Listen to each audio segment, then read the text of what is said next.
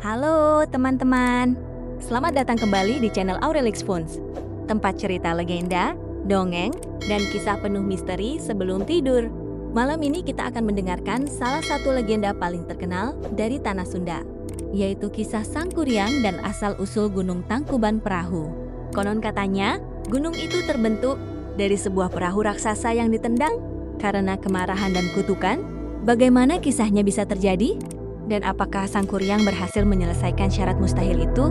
Yuk siapkan selimut kalian, pejamkan mata perlahan, dan mari kita masuk ke dalam legenda Sangkuriang.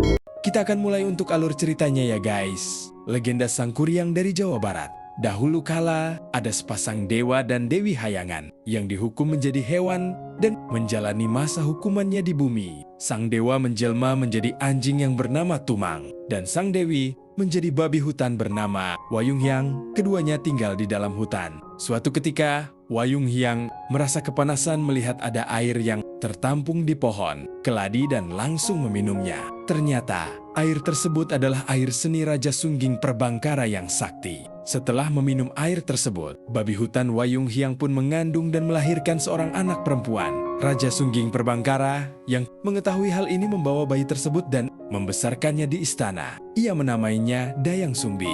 Dayang Sumbi tumbuh menjadi gadis yang sangat cantik. Para raja, pangeran, dan bangsawan semuanya saling berperang memperebutkan Dayang Sumbi.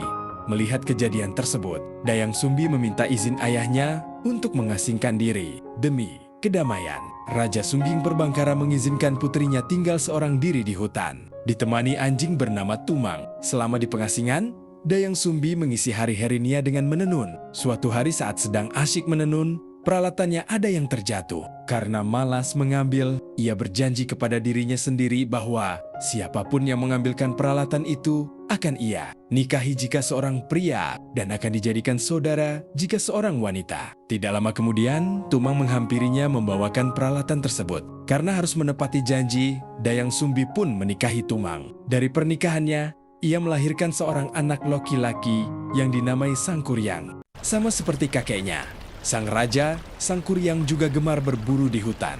Setiap kali berburu, ia selalu ditemani oleh Tumang. Sangkuriang tidak pernah tahu bahwa Tumang adalah jelmaan dewa sekaligus ayahnya. Sangkuriang hanya menganggap bahwa Tumang adalah anjing peliharaan biasa. Pada suatu hari, Sangkuriang diminta ibunya untuk berburu kijang karena Dayang Sumbi ingin memakan hati kijang. Sangkuriang pun pergi berburu bersama Tumang. Setelah lama menunggu dan tidak melihat satu ekor kijang pun, Sangkuriang mulai patah semangat. Tidak lama kemudian, Sangkuriang melihat seekor babi hutan dan segera meminta Tumang untuk mengejarnya. Tumang yang biasanya semangat, saat itu tidak mau menuruti perkataan Sangkuriang. Tumang mengenali babi hutan itu. Kun Hyang, Sangkuriang pun menjadi marah kepada Tumang karena tidak mendengarkannya. Sangkuriang lalu membunuh Tumang, mengambil hatinya, dan membawanya kepada Dayang Sumbi untuk dimasak dan dimakan. Setelah ibunya mencari-cari Tumang, Sangkuriang akhirnya mengakui perbuatannya. Dayang Sumbi yang sangat marah memukul kepala Sangkuriang hingga berdarah. Sangkuriang pun menjadi marah dan sakit hati karena ibunya lebih menyayangi Tumang dari dirinya. Ia lalu kabur dan mengembara sendiri. Setelah ditinggal Sangkuriang, Dayang Sumbi pergi bertapa untuk memohon ampun kepada dewa atas kesalahannya. Para dewa memaafkan dan memberinya kecantikan yang abadi, sehingga wajah Dayang Sumbi tidak terlihat menua. Bertahun-tahun terlewati, Sangkuriang tumbuh menjadi pemuda yang gagah dan sakti karena terus berguru kepada orang-orang. Sakti yang ia temui selama mengembara. Dalam perjalanannya, tanpa sadar ia kembali ke tempat kelahirannya. Di hutan, ia terpesona pada kecantikan seorang gadis tanpa menyadari bahwa itu adalah ibunya. Dayang Sumbi yang juga tidak menyadari bahwa pemuda gagah itu adalah anaknya. Membalas cinta Sangkuriang, keduanya jatuh cinta dan berencana untuk menikah. Sebelum menikah, Sangkuriang berniat untuk pergi berburu. Dayang Sumbi pun membantunya mengenakan ikat kepala. Saat itu, Dayang Sumbi lalu melihat bekas luka pukulannya dulu dan langsung mengenali Sangkuriang. Dayang Sumbi menceritakan siapa dirinya kepada Sangkuriang dan menolak untuk diperistri anaknya sendiri. Sangkuriang yang dibutakan oleh hawa nafsu tidak percaya pada cerita itu dan tetap berniat meminang Dayang Sumbi.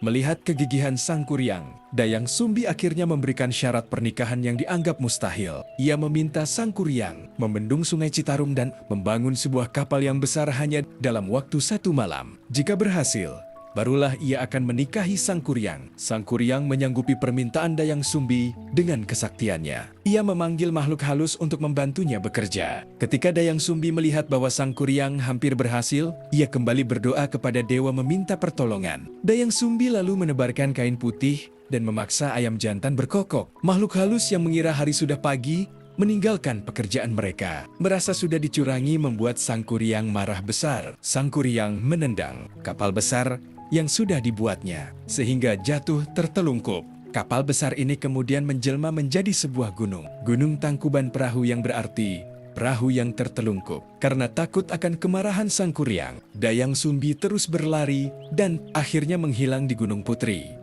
Sang Kuryang yang tidak berhasil menemukan Dayang Sumbi akhirnya menghilang ke alam gaib.